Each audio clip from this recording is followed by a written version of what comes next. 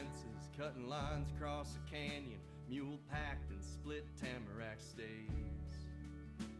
And ham sandwich packers and wolverine trappers and rawhiders discussing braids. Miss sheep wagon cow camps and rattlesnake switchbacks and the smell of ponderosa on a summer's day. I miss single jack fences, cutting lines across the canyon, old mules and forgotten trails. I was young and the horses were too, and I didn't own much of my own. Out in the county, they just call it the county. For a while there I called it home. For a while there I called it home.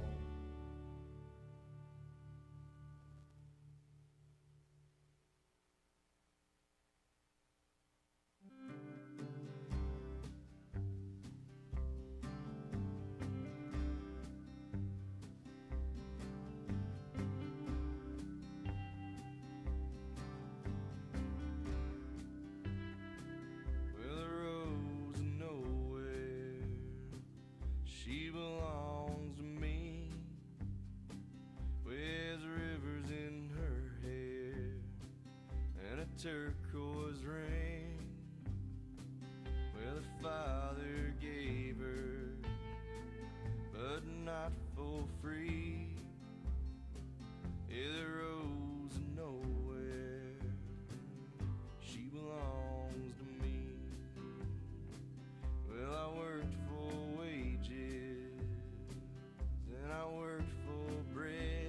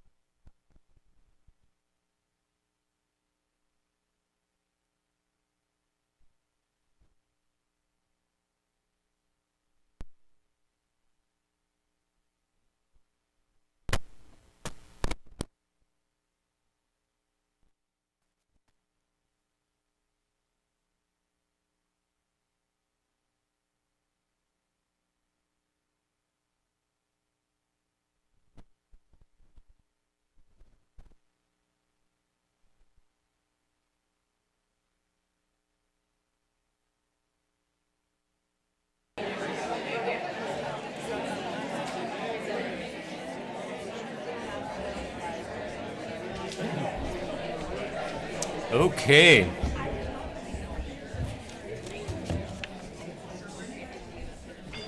Wow, what a crowd. Dang, this is great. It's Friday, April 4, 2025, and you know what that means. It's time for the final Fishtrap Fireside of the season. Thanks for coming out. My name's Mike. I want a special welcome to all of you who maybe this is the first time you've come to a Fishtrap Fireside. It's really great to have you here. I hope you have a great time. And all of you folks out there in internet land that are watching at fishtrap.org or on Fishtrap's YouTube channel, well, welcome. We're happy to have you here too. Hope you have a great time. Fishtrap Fireside is a monthly reading series going, October through April, celebrating diverse voices from local writers and storytellers. And every month we get a variety of stories. And it's so interesting to hear what people who live here are thinking about and writing down. And that's what the celebration of this gosh darn program is all about. Here's how it works. Every month we invite 3 people to come up and share their stories. Tonight we welcome our old pal. Give them all a round of applause, okay? Because you know it's hard to come up here. Tonight we welcome Nathan Slinker.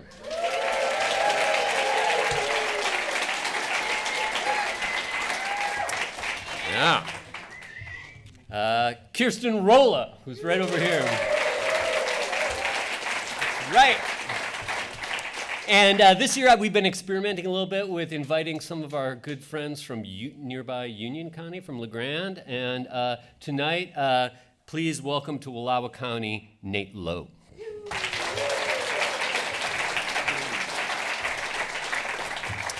And afterwards, we'll take an intermission where you can refill your plate, refill your cup, visit with people, and after 5 or 10 minutes, we'll gather back here if you can stay, and we have an open mic where 5 folks from the crowd, including you, Fiona, her last night in the county, get up to 5 minutes to read whatever they want, and it's always fun. It's a variety pack of things, so we're happy to have that. Before we get started, it's important to note that each month Fishtrap Fireside has a sponsor. That's what helps get all the delicious snacks and things. For April, the Fishtrap, the sponsor is Good Groceries. Yeah. Good Groceries is an online grocery store featuring locally grown and raised foods and delivers them to your door. Good Groceries, bringing the farm stand to you, serving Wallowa and Union counties. Thanks, Good Groceries. All right, and thanks to all of you who support Fishtrap in any way that you do, either whether you drop a couple bills in that pretty carved fish on your way out, if you're a sustaining member of the Fish Trapper program, or include Fishtrap in your end-league giving, it really makes a difference.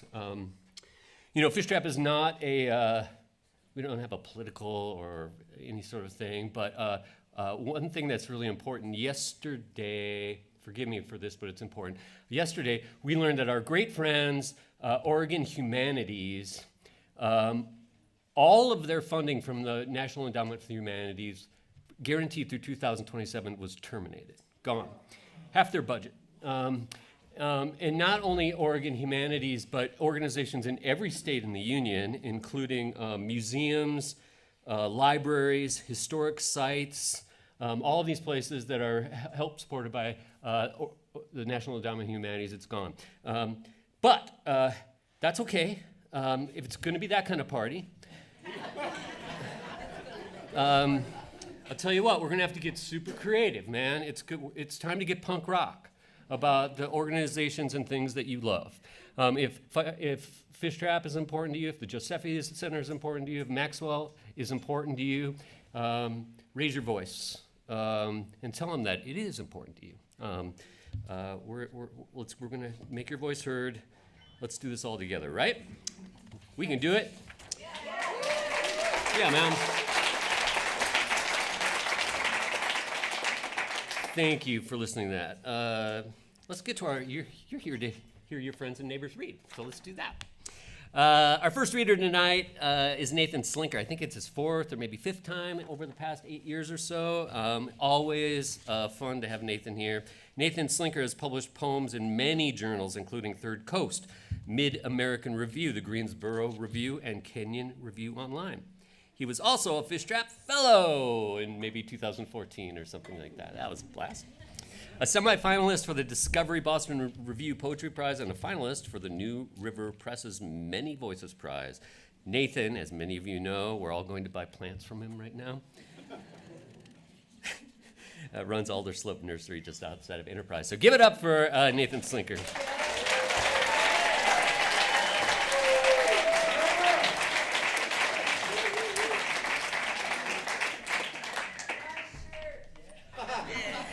Juniper Jam. All right. Thank you, everybody, for being here. Thank you, Fishtrap, for having me again 4 or 5 times in 8 years. No, I love it. Tonight, as many of you guys knew, my mom, Pam, she passed away last summer. And I want to read some poems for her tonight. So these are things that I haven't, it's not stuff I've written since last summer, but they're older poems that kind of deal with loss and grief and distance and missing somebody and those kind of things. So I looked back at a bunch of stuff and thought, I've kind of, dealt with these themes a little bit in my writing. I want to see what that's like. So I got 6 poems I'll read.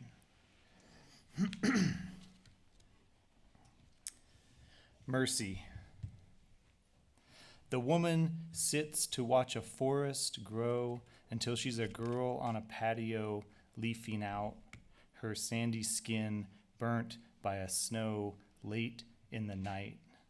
Her husband stands in the middle of winter without beginning on edge and pours pitchers of cool water from the top of a cliff down onto his sex like a young leather flower caught in a simple snare on a game trail. It's September, and back in eastern Oregon, a cold front has dropped the highs into the 40s. In his woodshop, my father planes oak panels for a new door, while my mother and the dog move from room to room in the small house where the wood stove warms everything, even a summer that dies again and again without us.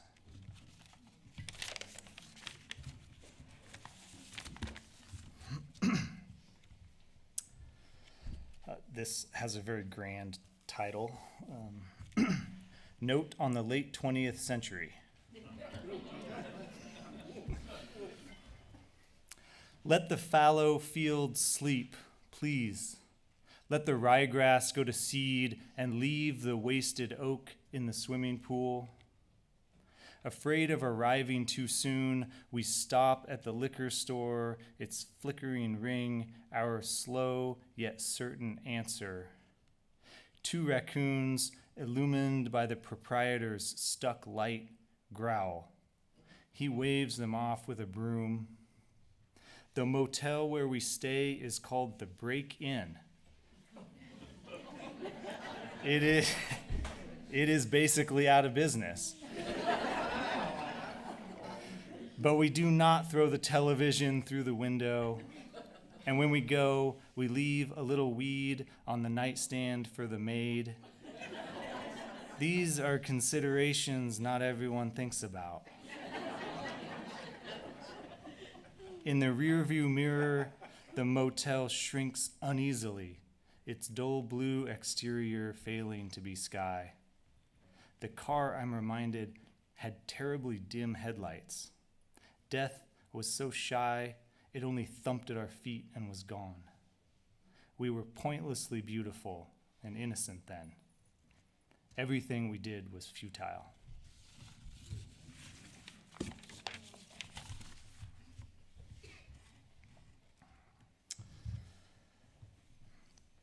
In the play, we are blossoms that close each night. On your 20th birthday, We were chopping wood in the driveway and had gone through 2 cords when, as I swung the maul down, a white finch with gray head landed on the rings. There was nothing I could do. There will be nothing we can do. Black figures push a scene off stage. Away rolls the table where a chipped childhood is set in mosaic. On it, the heartwood ashtray, the bruised pages of a cheap mystery. Gone too, our mother's favorite geranium, the footstool that wept in October. Even the wreath of hair flowers from dead family members, all pushed into the wings with hardly a breath.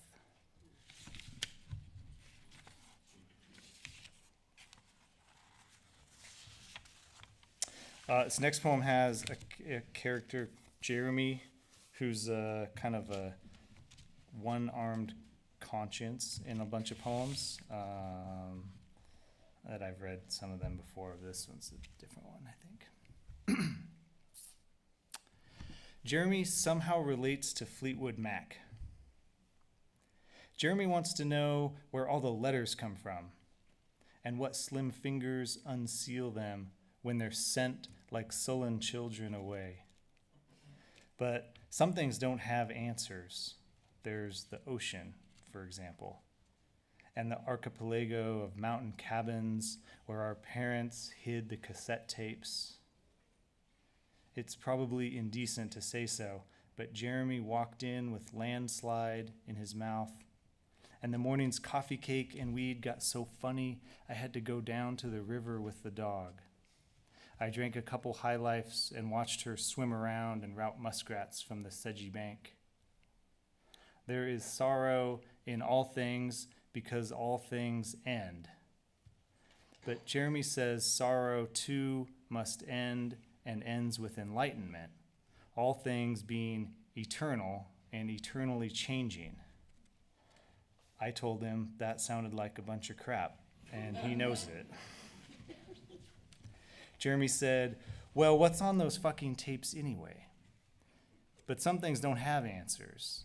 And Jeremy is a letter we read together, not knowing the hand or recipient. Remember when it was just us in the orchard? No Jeremy not washing dishes, no Jeremy on the phone with NASA for 8 hours, no crying over Ms. Nix in the bathroom. Some days I miss when I was just 2 people and our love wasn't divvied up on the drug scale.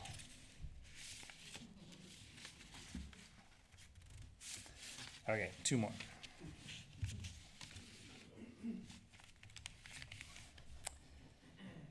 The Adirondacks.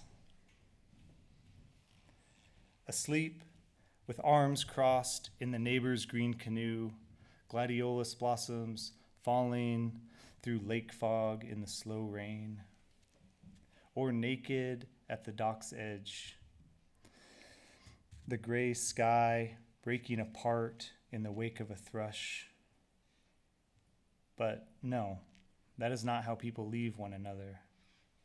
Not in a gentle drift through the veil, not in the graceful arc of a dive. Though it was kind of like that, your body becoming the knife and then disappearing.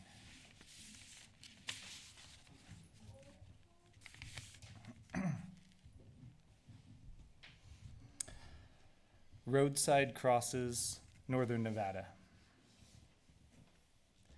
In the back seat, I turn and through the teenage ghost see fence posts sliding by, silver sprinkler pipes stitching a wide alfalfa dawn. If we switched places, the ghost and me, I'd still be next to her, speeding through irrigated desert. This is the problem with the living and the dead. We're all in the same place. And the problem with hayfields, we're always passing by while a man in tall boots carries some piece of his farm into the future. As the sun rises, throwing gold across the hay like leaf, the ghost grows faint. and it sounds like hail at first. Some type of insect in migration, wide emerald swaths covering highway. They must be grasshoppers. The ghost reaches up front to turn on the wipers. In every destruction, intricacies simplify into parts. The ghost says, "This is the problem with the beauty of the world. You forget you're looking through the dead." There at the kitchen table doing needlepoint, my mother of the closed eyes. Her pattern shows a young man alone in the back seat of a car fast in the desert. The horizon seems to carry the sun. The sun is in thread woven with real gold. Everything else is bathed in green. Thank you.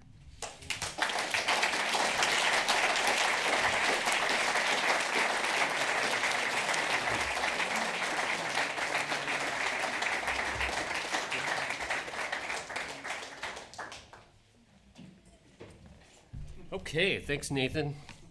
Here are a couple events coming up at Fishtrap and other places. I hear that this Sunday at 2 p.m. at the Giuseppe Center, there's a 3rd annual Story Circle. Yeah. Talk to Susan at the break and learn how you can share your story at the Giuseppe Center. Have any of you folks out there heard of, it was new to me this summer, microfiction? Microfiction? Oh. One of our Fishtrap fellows last summer, Autumn Bettinger, read these powerful, short, very short pieces. And it was so much fun how she could condense these fiction stories into just a few sentences that I asked her to teach, if she would teach a workshop, an online workshop. So she's going to do that, and you can learn together how to craft, how to distill a story into just a couple sentences. It almost sounds like poetry, right? It's called Dribbles and Drabbles. It's online, and it's Saturdays, May 10 and 17 from 10 a.m. to noon online. You can register and save your spot at fishtrap.org. And I tell you, Autumn is a blast.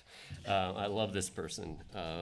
So give that a try. And also coming up this spring, Fishtrap's writer-in-residence, Eric Brayman, is going to host a couple of different events featuring local Lowe County students and actors. We're still working on the details, but it sounds like some students from Joseph Charter School are writing plays, and then local actors are going to perform them, kind of short little things. Should be fun.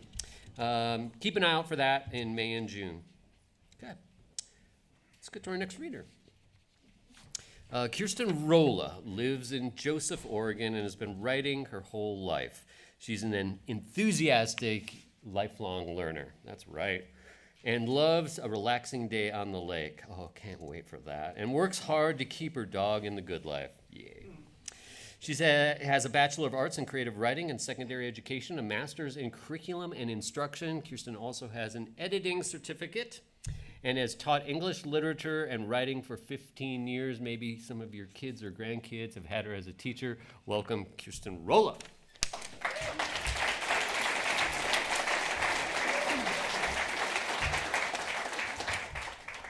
Thank you, Mike. That bio needs to be a little bit updated, but that's fine. It's been almost 20 years, but whatever.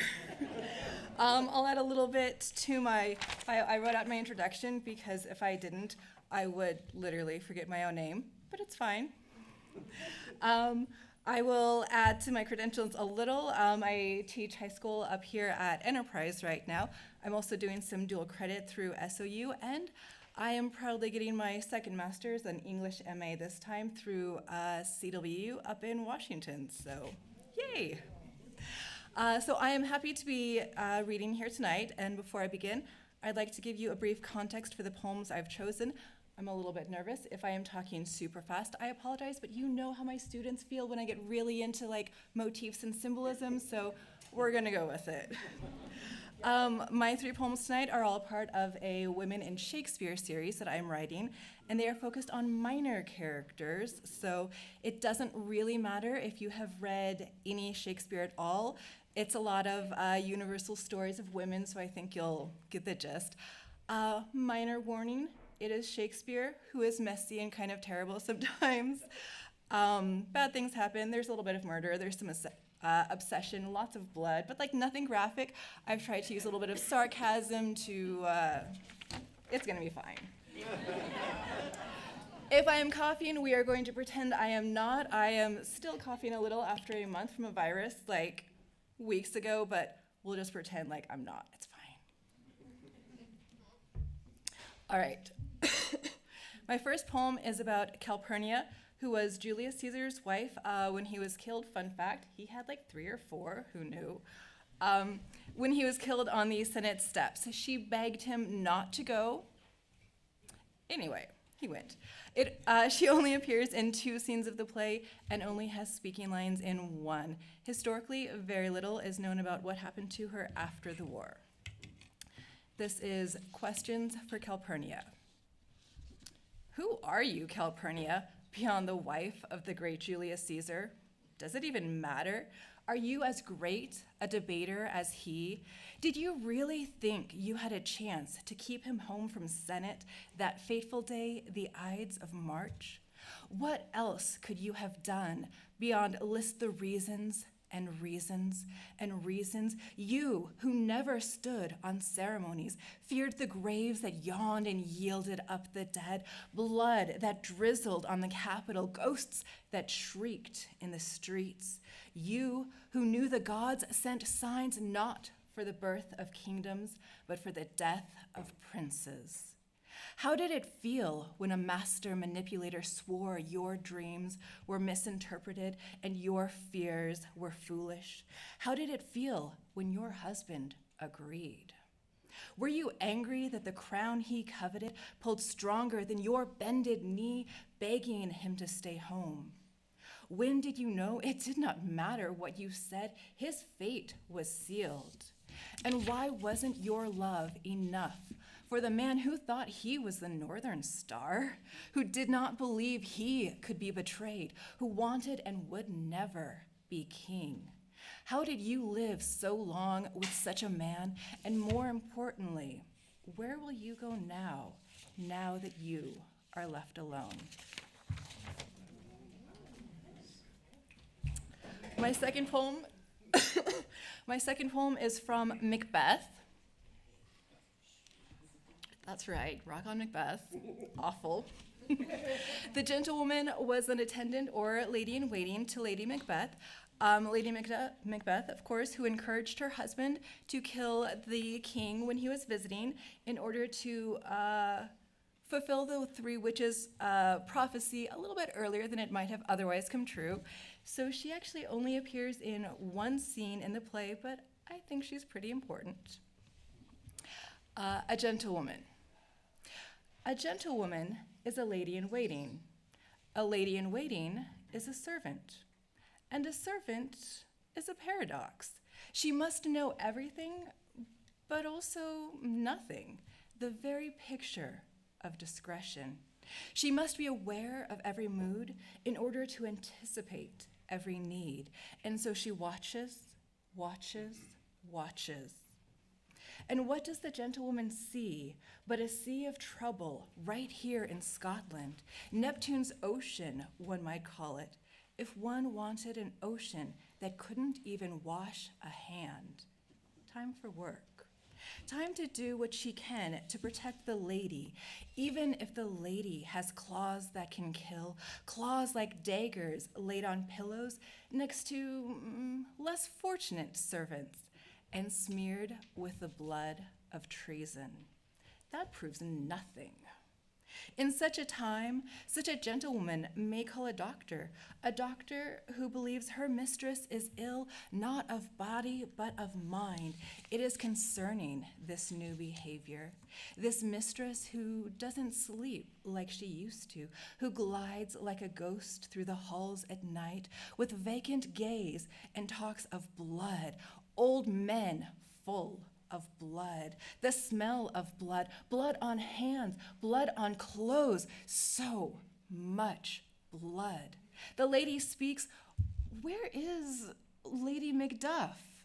And the gentlewoman does not question why. Why a lady asks such a thing, she will not speculate. That's none of her business. That's above her pay grade. And yet, everyone knows Lady Macduff is dead.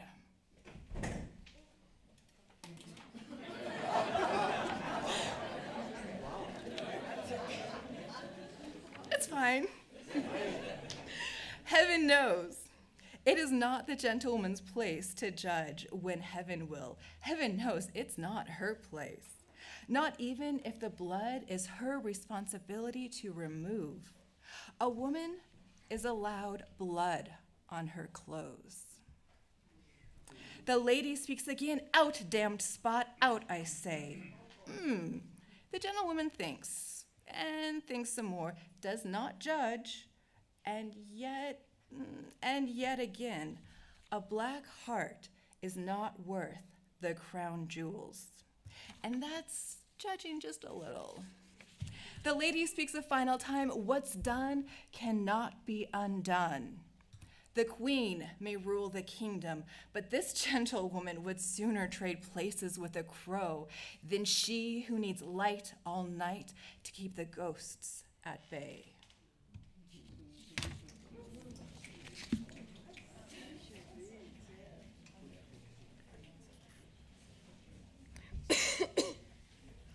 Finally, my third poem is about Rosaline.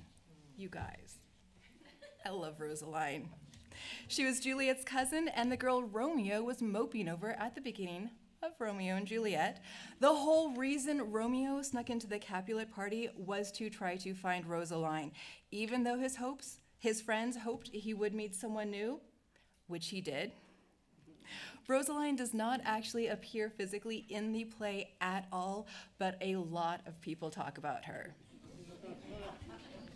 As one does. Who is Rosaline? Capulet claimed her as niece. Romeo called her rich in beauty with Diane's wit. Mercutio countered that with hard-hearted wench. But the truth? She is a girl who simply said no and no and no in 100 different ways to a boy insulted by that word. Swear to live chaste, Rosaline. And she did. It doesn't matter if she meant it, but what if that was the truth? A wealthy girl is not forsaken, not in a convent, happy to accept a reduced portion of an otherwise generous dowry. Rosaline was not tempted by imaginary wealth offered by an imaginary love. Rosaline, not even the saint-seducing gold kind. Does that mean what I think it means? Yeah, it does. Behind a wall is looking pretty good, forever free from the threat of being hit by Cupid's arrow, obviously. Maybe it will protect her from a siege of loving terms, because Rosaline girl, you know that's all fake anyway.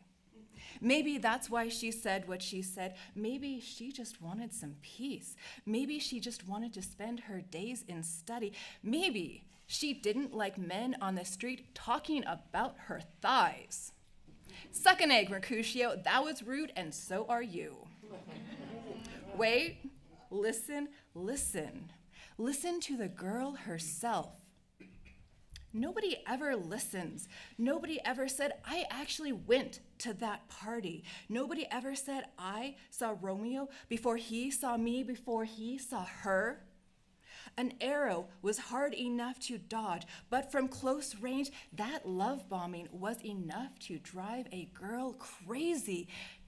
It's too bad about Juliet, but this isn't about Juliet. She made her choices, trading the good life for the dead one. This is about the girl who got away, the girl who stood her ground, the girl who lived to the end. This is my story, and I'm the girl who said no. Thank you.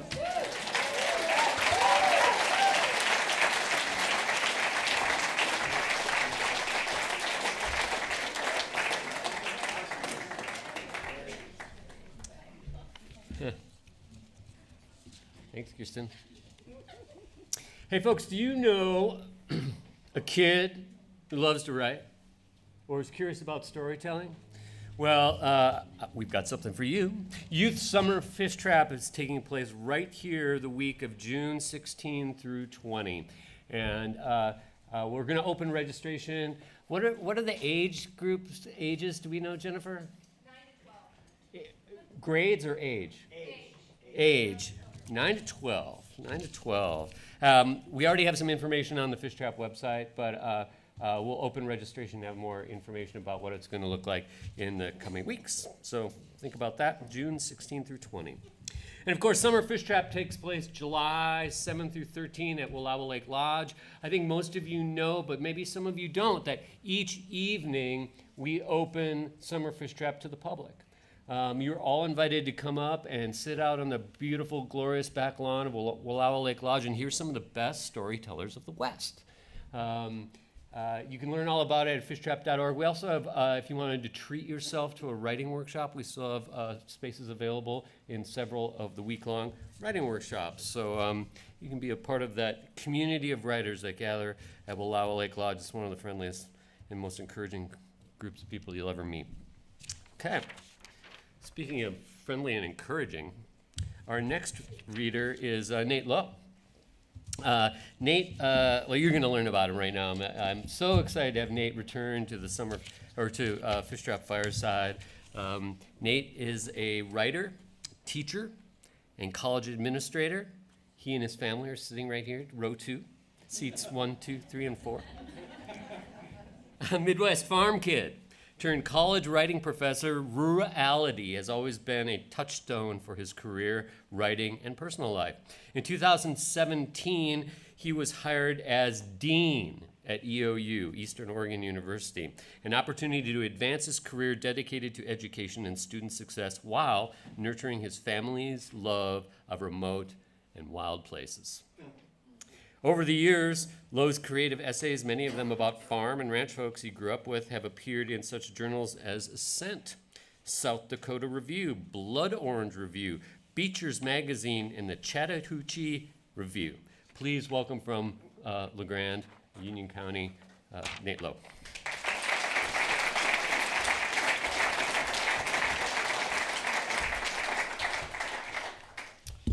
Thanks, everybody. Thanks, Mike. Thanks, Fishtrap, and for letting us Union County folks crash the party. It's fun to come over here. You've got a wonderful community of storytellers, so thanks for having me. As my bio said, I grew up on a farm in Illinois, and as I was thinking about what I wanted to read tonight, I was thinking about my father, who's turning 79 this year, and as I'm reading tonight, he's preparing to put crops in the field. He's still farming, but this will be his last season. So I thought I could read some work about growing up on a farm, read some work about my father. So the first thing I'm going to read is from a long essay. So I'm just going to read an excerpt, and it's really set when I was a kid growing up on the farm. And the essay is really about a tension between the gratitude for being a farm kid and growing up on a farm, but then also the decision to leave it, to move on and do other things with my life. So here it goes. Everything on a farm is larger than a young boy. Tractor tires, tool cabinets, work, hay bales, corn stalks in early August. The knowledge that he is expected to absorb and grow into. By rotating the crops, my father would start, pointing to the passing field out the truck window. The soybeans planted this year in this field will replace the nitrogen that was sucked out of the soil from the corn last year, okay? Because I had asked, I acknowledged kindly with a nod and a finger toward the highway we were traveling on. He turned his attention back to the road, just as the truck tires skittered along the shoulder and doused the ditch with gravel. He smiled wide and exclaimed, "Whoa, close, huh?" Other days in the truck, we would move down the road in silence, only the whir of tires on asphalt coming from underneath us, and field rows out the window falling against one another like strings of dominoes. The silence would hold us there, as if we were a snapshot of ourselves, the arrangement and position of the objects to one another, providing the meaning and substance of the moment. A father and a son together in the cab of a pickup truck. That simply being together in that space was more meaningful than what we could ever express to each other in words. But there are times my father would interrupt these long frames of silence with a single repeated sentence, always the same. You know, I wouldn't discourage you from being a farmer, but I want you to know that you don't have to, if you don't want to. And that was all. No more words or explanation, maybe a nod or an okay from me beside him, but then more silence and fields passing by the window, as if he put those words there to be photographed and kept close, justified by their giving rather than their reasons. Whenever he spoke, he used 2 fingers to comb his hair, the color of mineral-rich soil, from his forehead. I learned to watch and mimic my father's hands until I used mine the same, till I could work pliers in one hand. I learned to drive expensive machinery before I learned to drive a car, hydraulics and loaders, levers and throttles. I learned to match metric wrenches to standard, to sort heavy feeder pigs from a bunch to send to be butchered. They were hauled away, covered in shit and squealing. I turned and shut the gate. As a boy, the motions of the farm enthralled me, especially on sun-drenched days of harvest. Massive trucks full of golden kernels of corn or black-eyed soybeans came and went. The drone of their oil-leaking diesel motors bounced between the steel elevators and bins. The red and brown, yellow and orange mosaic floated against a backdrop of clean blue, aloft from trees that lined the driveway and clung to the cracked windshields of veteran 2-ton grain trucks. The air felt as crisp as dry leaves underfoot. When the trucks had backed into place and their small grain chutes opened above the elevator's auger, the kernels sounded like rain pelting the tin roof of our gold machine shop as they fell. I'd plunge my hands into the cool and damp cascade as it spilled out of the truck and into the auger that pushed it into one of the cavernous storage bins, careful of where to put my toes. And the ribbons of corn would pool and pour over my open palms. My father told me at an early age that money doesn't grow on trees, and I knew he meant this literally. I knew it grew on the backs of feeder pigs and in the wool of the Suffolk sheep that lived in the low wooden shed at the back of the farm. It grew in the corn and soybean fields and was harvested when pumpkins sprouted on porches. It was the kernels of gold that filled our grain bins every October and November, and as the next year advanced, our pot of gold diminished, filed down the rounded walls of the bin until it reached the rotten layer that had long amassed at the base. In junior high, I became old enough to be told to put on a filtering mask, carry a shovel into the base of the bin, and remove the seasoned mold to make room for the new crop. It took a long day to clean one bin. My father paid me to do it.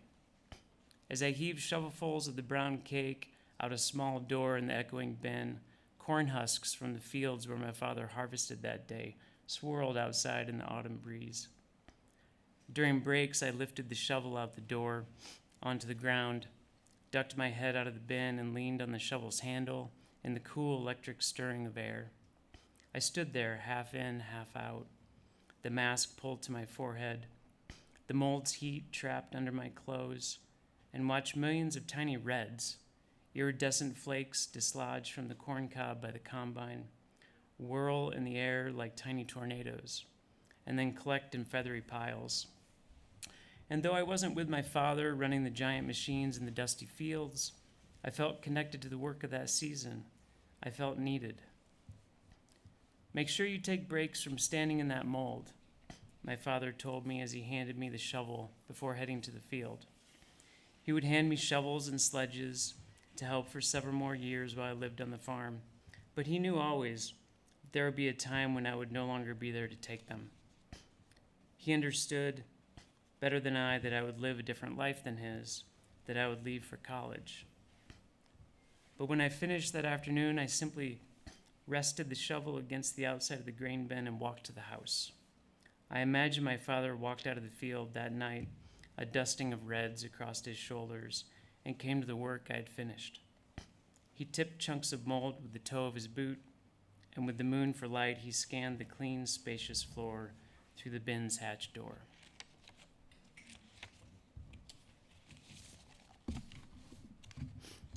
So this next one I'm going to read is really short. We're flashing forward. In this essay, I'm 32 and he's 64. I can't remember exactly why, but for some reason I had traveled back from where I was living. We were living in Wisconsin then. I had traveled back to the farm in Illinois, and it was just me and him at the house. I can't remember why it was.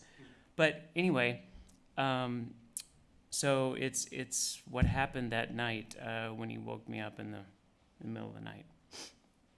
This is called Will This Be Our Road? It is black both in the house and out in the dewy grass when he touches at my shoulder to wake me, the only other person in the house, and he says, "My heart, we need to go to the hospital." And so I dress as I have on mittens, and I forget to put on socks. And he does his best impression of a father living through a heart attack, and I, a son, accepting this truth so soon after the surgery and the stents that were placed to better traffic his blood. All I can hear is the chirp of crickets, as loud as ever in the unseeable corners of the farmhouse where I grew up. And then he says, "You'll have to drive." And the shifter in the steering column feels like a foreign thing in my hand. And I'm forgetting things that I haven't needed to remember anymore. How many clicks till D, look right before turning left, and only after a mile down the road reach for the seatbelt.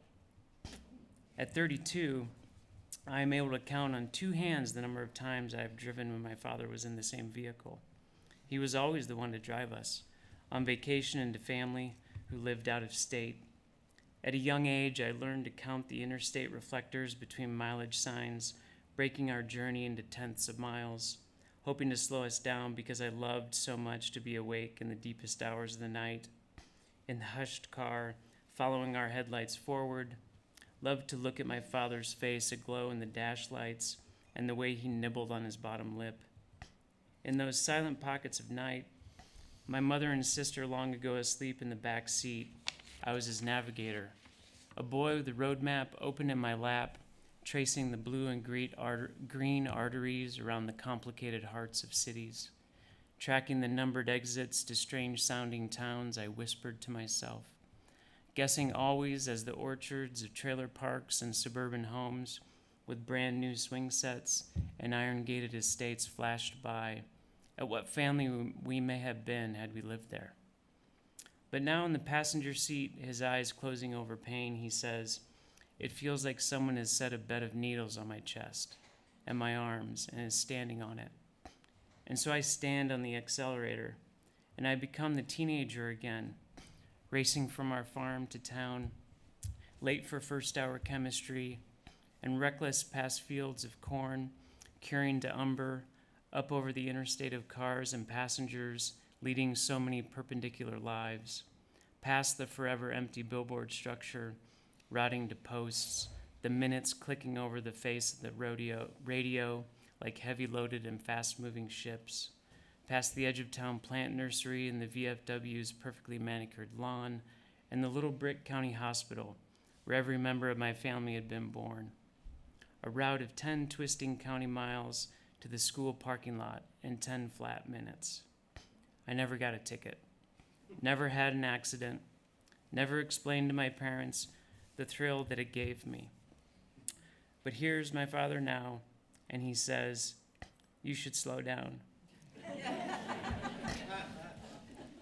I know this pain, know what I need to do. And so I release the weight of a feather from the pedal, and we speed on together through our night. And to those inside their homes at the edge of sleep, we become the surest whistle of fast-moving air.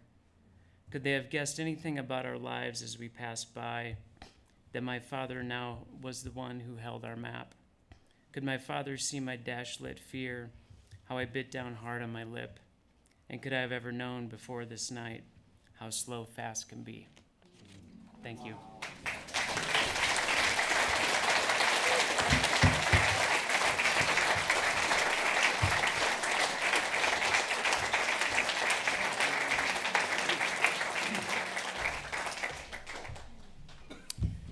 Thanks, Nate. It's fun to have guests from Union County come share their stories. That's it for the main part of the program. Now it's your turn to go get some snacks and fill your cup. And in about 5 or 10 minutes, we'll gather back here. I think we have a full lineup of open mic folks, 5 of them. And thanks for being here. This has been a blast. Break.